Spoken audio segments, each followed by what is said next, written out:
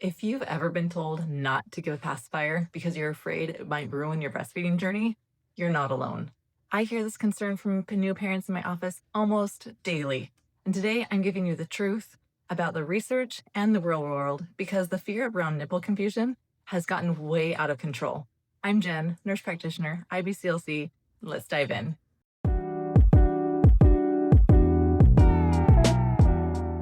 So what exactly is nipple confusion? The term comes from the idea that babies who are given pacifiers or bottles forget how to breastfeed or prefer artificial nipples over mom's breasts. But here's what's actually happening physiologically. Breastfeeding requires specific tongue and jaw movement. Babies need to use their tongue to compress the breast against their palate while maintaining a wide latch. Bottles and pacifiers require different oral mechanics, more of a sucking motion like a straw, and they don't compress the milking action needed for breastfeeding.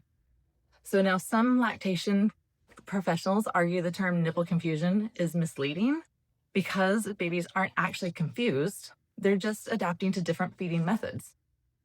But it's more about oral motor patterns than confusion. So regardless of what we call it, the question remains, do pacifiers actually interfere with breastfeeding success? Here's where it gets interesting. The research actually shows that there's no conclusive evidence that pacifiers actually cause long-term breastfeeding problems when used appropriately. The American Academy of Pediatrics acknowledges that while early pacifier use might interfere with establishing breastfeeding, they still recommend pacifier use after breastfeeding is well established, typically around 3 to 4 weeks, to prevent the SIDS. The World Health Organization takes a more conservative approach, suggesting pacifiers should be avoided until breastfeeding is fully established, but they don't outright ban them either.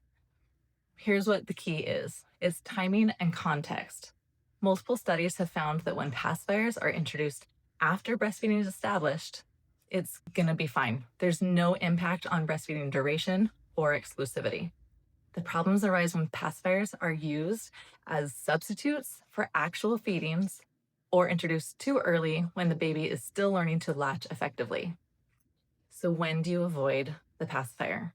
There are definitely some situations where I recommend waiting. First, if your baby isn't latching well, or you're still working on establishing a good breastfeeding relationship, those first few weeks are crucial for learning and you want baby getting maximum practice at the breast. Second, if there are any weight gain concerns, every suck should count toward nutrition and stimulating your milk supply. Don't offer the pacifier when they're showing signs of hunger because you think they should be waiting until that 3-hour mark. And third, this is huge. If you or your partner are using pacifier instead of responding to those early feeding cues, babies root, they make sucking motions, they bring their hands to their mouth before they cry. If we're popping in that pacifier every time the baby shows these signs, we might be missing those feeding opportunities. And during growth spurts or cluster feeding periods, you want to avoid the pacifier use because that might interfere with your baby's need to nurse and stimulate your supply. On the flip side, pacifiers can be really beneficial in certain situations.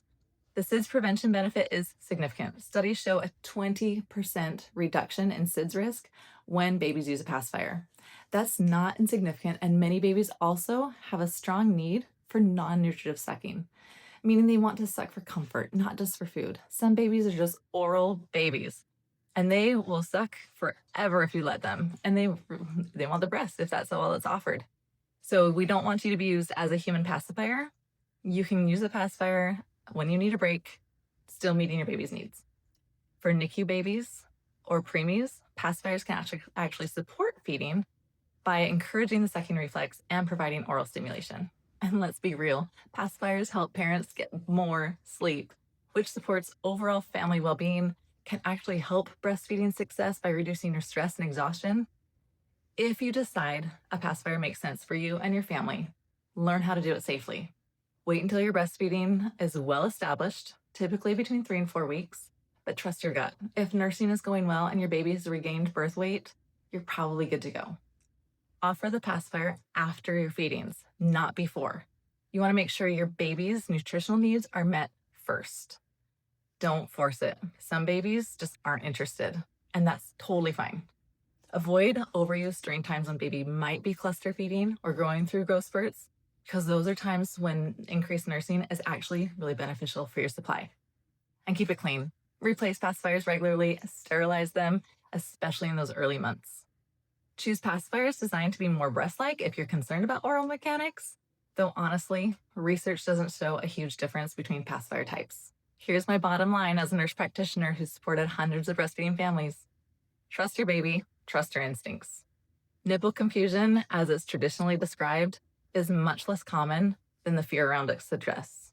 Most babies are remarkably adaptable and can successfully navigate between breast, bottle, and pacifier when needed.